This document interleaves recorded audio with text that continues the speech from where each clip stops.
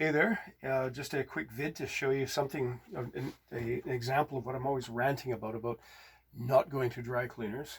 And I mention why, because even if they think they're doing a good job, they're usually not.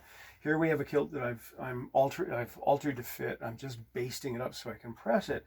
And you'll notice that this pleat is wedge shaped. It's where we look at the sewn portion of the pleats, whatever is going on at the bottom of the sewn portion of the pleat should be constant for the length of the pleat, but we see that we have some run out here because they've thrown it on the table, they've pressed it, and they've said good enough, if indeed they thought about it at all. But of course, good enough isn't good enough, right? So I'm going to restore this pleat.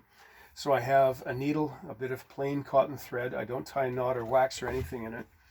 And admittedly, this is a right-hand trick, but you righties will figure, or sorry, this is a left-hand trick, but you righties will figure out what's going on for yourselves, I think.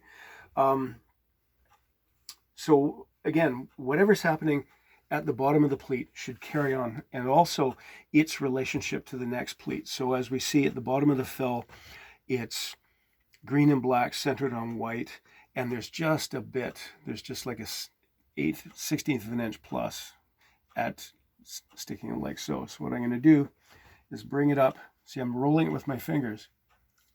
Bring it up into position and sew a back stitch. And if you haven't already noticed, I'm using a quilting mat underneath so that my needle isn't digging into the table.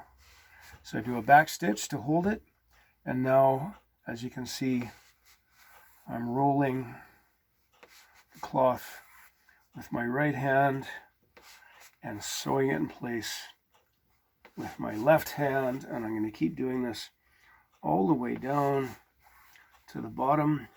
Got it at the bottom of the kilt. Don't call it it's not a hem because it hasn't been hemmed, right? And you can see, yeah.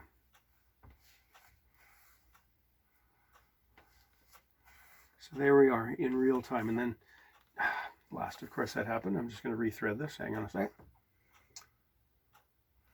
And then do a back stitch.